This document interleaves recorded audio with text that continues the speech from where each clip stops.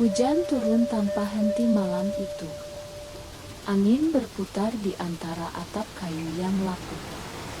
Dan di atas bukit kecil, sebatang pohon tua berdiri seperti saksi yang tak pernah tidur.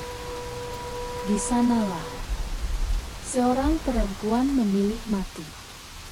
Dengan gaun merah yang seharusnya menjadi gaun pengantin. Namanya Lian, putri pedagang kain di desa kecil pada akhir dinasti Qing. Ia bukan bangsawan, bukan pula wanita dengan takdir besar. Namun ia memiliki sesuatu yang lebih berharga dari emas. Ia memiliki janji.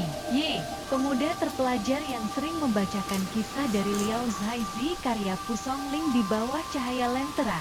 Jika aku lulus ujian negara, aku akan kembali menjemputmu.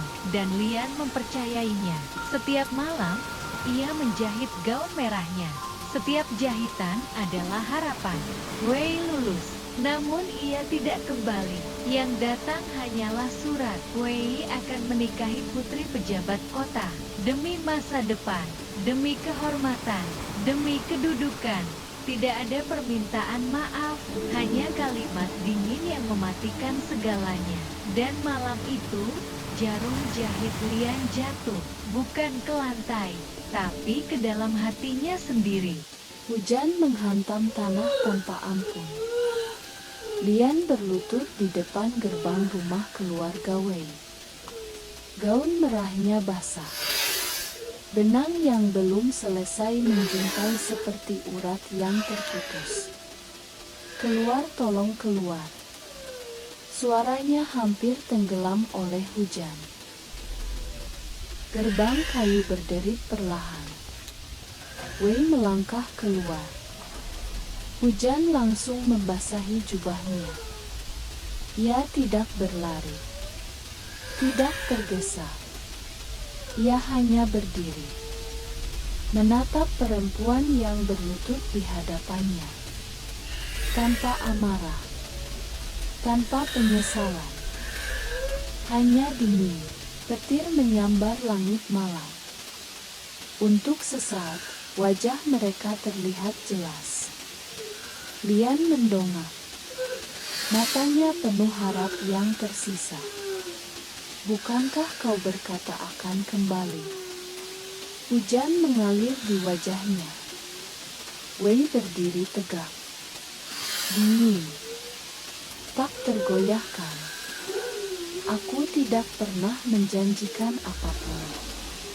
Kata-kata itu jatuh lebih tajam dari hujan. Dan di detik itulah, yang mati bukan hanya cinta, tapi jiwa Lian sendiri. Tangannya gemetar. Benang gaun merah itu pernah dia jahit dengan harapan. Kini tangannya mengikat tali dengan keputusasaan. Napasnya terputus-putus. Isakannya tertelan hujan. Aku hanya ingin ditepati. Suara itu pecah. Lalu sunyi.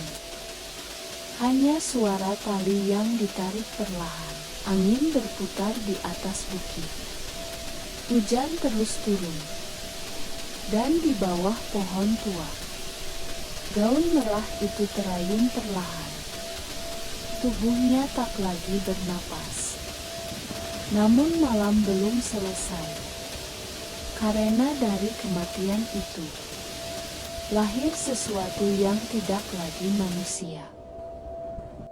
3 malam setelah pemakaman, ketukan terdengar di gerbang utama. Tok, tok, tok. Pelan, teratur. Seperti seseorang yang sabar menunggu. Istri Wei terbangun. Ia mengambil lampu minyak. Dengan ragu, ia membuka gerbang dari dalam.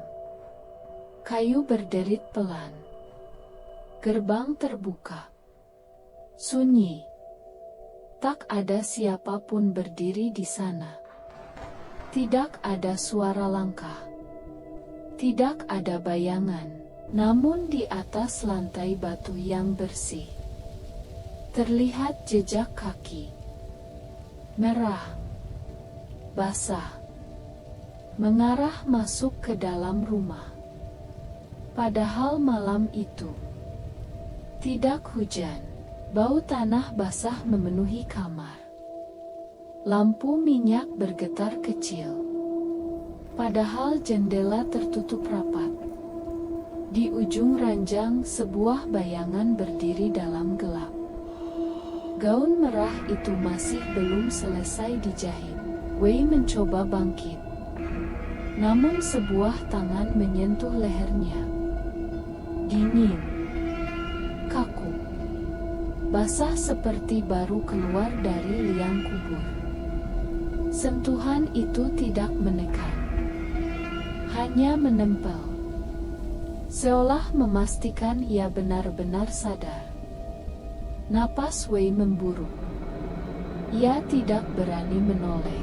Tiba-tiba rambut hitam menjalar dari belakangnya, meluncur pelan di atas kulitnya.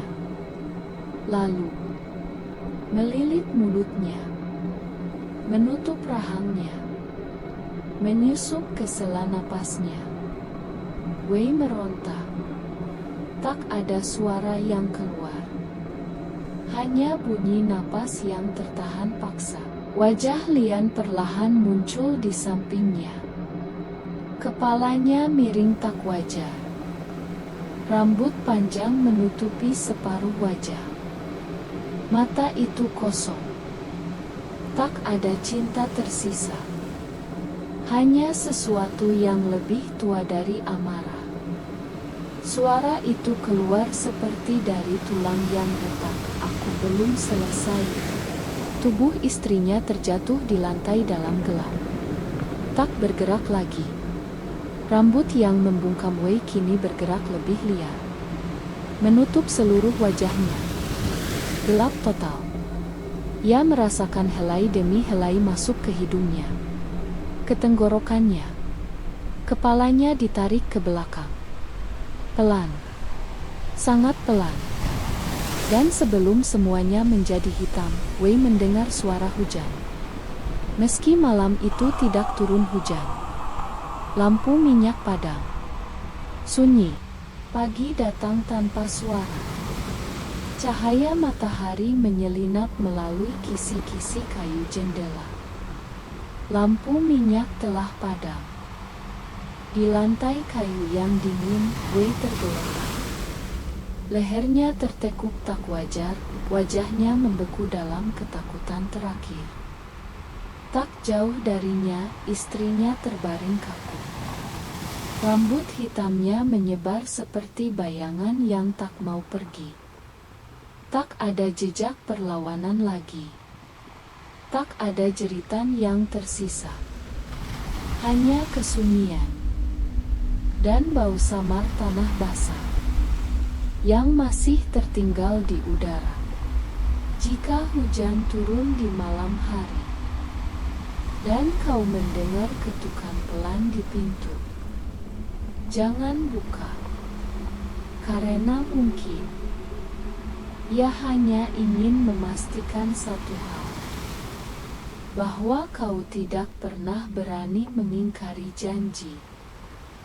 Dan jika kau melakukannya, gaun merah itu akan datang menagih.